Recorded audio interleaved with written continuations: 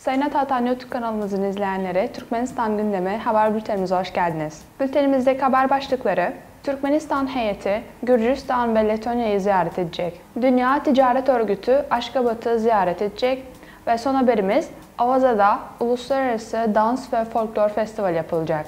İlk haberimiz Türkmenistan heyeti Gürcistan ve Letonya'yı ziyaret edecek.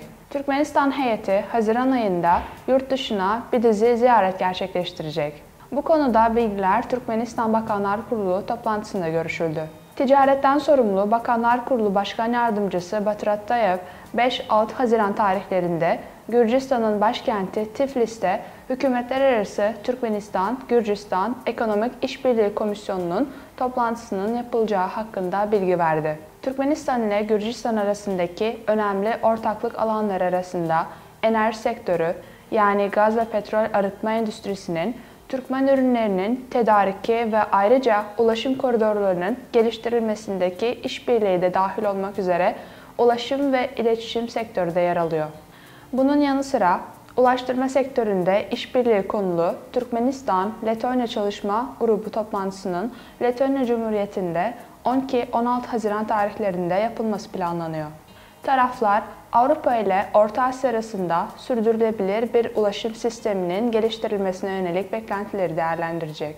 Sıradaki haberimiz, Dünya Ticaret Örgütü Aşgabat'ı ziyaret edecek.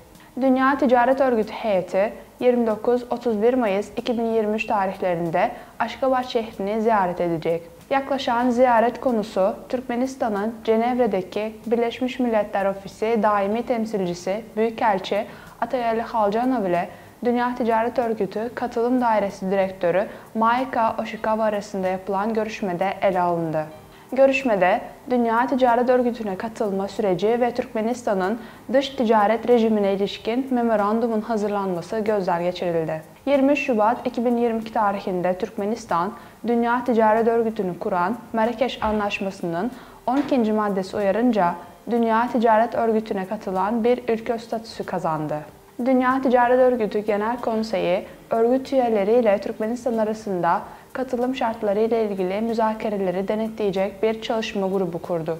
Son haberimiz, Avaza'da Uluslararası Dans ve Folklor Festivali yapılacak. Avaza Ulusal Turizm Bölgesi, Haziran 2023'te Avaza 2023 Uluslararası Dans ve Folklor Festivali'ne ev sahipliği yapacak. Kültür alanından sorumlu Bakanlar Kurulu Başkan Yardımcısı Mehri Cemal Mehmedova, Bakanlar Kurulu toplantısında bu konuda bilgi verdi. Plana göre Hazar Denizi kıyısında Avaza Ulusal Turizm Bölgesi'nde festivalin yanı sıra halk sanatları ve halk dansları gelenekleri uluslararası konferansa düzenlenmesi de planlanmakta. Festivale Rusya, Belarus, Özbekistan, Tacikistan, Kazakistan, Romanya, İran, Hindistan, Çin gibi birçok ülkeden folklor ve dans gruplarının katılması bekleniyor.